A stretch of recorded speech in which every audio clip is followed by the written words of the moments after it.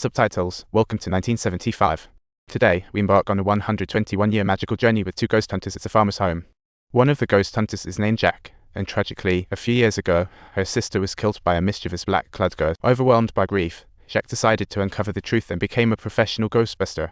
She unexpectedly teamed up with an old sergeant with similar ghost hunting goals, and they found themselves facing a man possessed by a mischievous spirit. Without skipping a beat, Jacque threw a punch that sent the man to the ground. Furious, he slowly stood up, ready to battle Jacque with his scythe. Meanwhile, the sergeant calmly strolled outside and picked up a hammer. He gave the ladder a solid whack, miraculously reversing it, as if to baffle the little ghost, and believe it or not, it worked. The trapped little ghost, in order to attain transcendence, pleaded for forgiveness. After acquiring the necessary information, Jacque ultimately allowed the little ghost to leave the man's body. To everyone's surprise, it hopped into a catfish, ready to be freed, mistakenly thinking it had found new life while hanging out with Jacque by the campfire. It turns out that Jacque harbors a deep-seated hatred for ghosts, thinking of exorcism as just an excuse to make them vanish. After research, humans learn this ghost is Park Wang, wreaking havoc in the village since its arrival. Its minions terrorized the villagers. Although they paid a fortune to hire 3 ghostbusters, it was all in vain. So, Jacque was set on going to Copper Town to avenge her sister. I hear that place is fraught with danger. Seeing Jacque all torn up, the sergeant decided to tag along. After all, who wouldn't want to join an adventure like this? Jacque decided to say goodbye to her family before they left, and her parents looked distraught. Her sister's death was a wound they never wanted to reopen.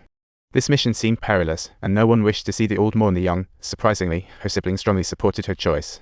They made a pact at their sister's grave, vowing to avenge her. A few days later, they formed a ghost hunting squad.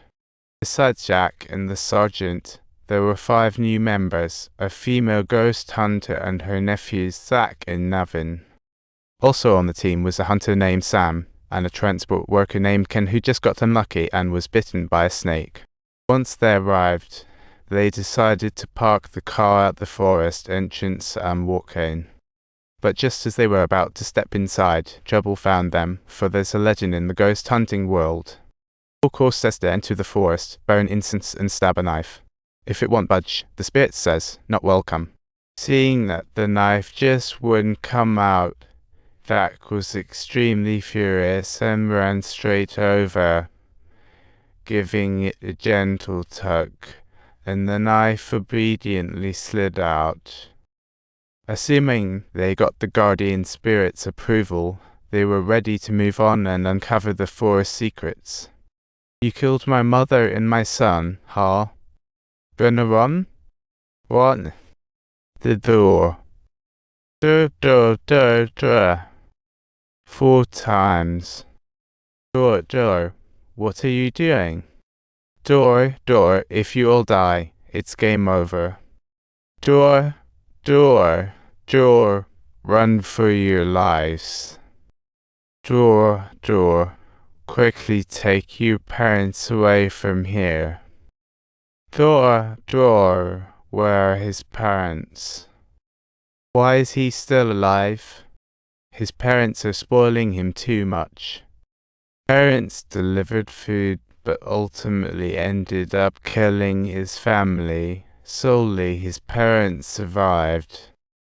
The only reason I dared to come is I had the protective charm and a trusty iron knife. Suddenly, whispers of ghosts echoed, and a shiny snake appeared out of nowhere before them. Jacque quickly calmed everyone down, saying not to panic. She wanted to avoid any trouble. Touch me, it'll kill you. Sam, feeling feisty, wasn't backing down and ready to teach the twisted entity a lesson. But just as he charged forward, a fierce wind swooped in, knocking him out with a toxic sting. Seeing his buddy go down, Jacque panicked and took aim, hitting the snake right in the head. The sergeant, however, sensed trouble, realizing the snake was nothing but a warning. If nothing unusual happens, chaos was just around the corner. As night fell, an eerie wind began swirling toward Jacque. Jacque was brushing her sister's hair when she suddenly noticed large clumps falling out. Not only that, her expression started to look bizarre, and then she spat out a blood-soaked tooth, making Jacque bawl for the door. As she flung the door open, a figure from her nightmares appeared, causing Jacque to scream, but in a split second, The ghost had vanished, leaving just her family holding her tightly. Meanwhile, Jacque and the others were trying to figure out what was happening, and they got all tangled up in her hair after going through a series of chaotic fumbles. To get a better view of their surroundings, they built a makeshift bridge with wood between a few big trees, preparing to camp out for the night. Suddenly, Hal cries sounded. Looking down, they saw Sam, snake-bitten, miraculously reappeared. They were cautious, refusing to believe a word Sam said. But Sam didn't care, stepping on a blood-soaked head, before suddenly lunging forward, leaving the others dumbfounded.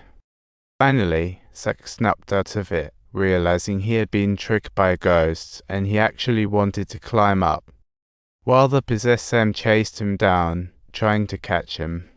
Newly added guide to subscribe. If you enjoyed this story, don't forget to subscribe to our channel for more thrilling and hilarious adventures.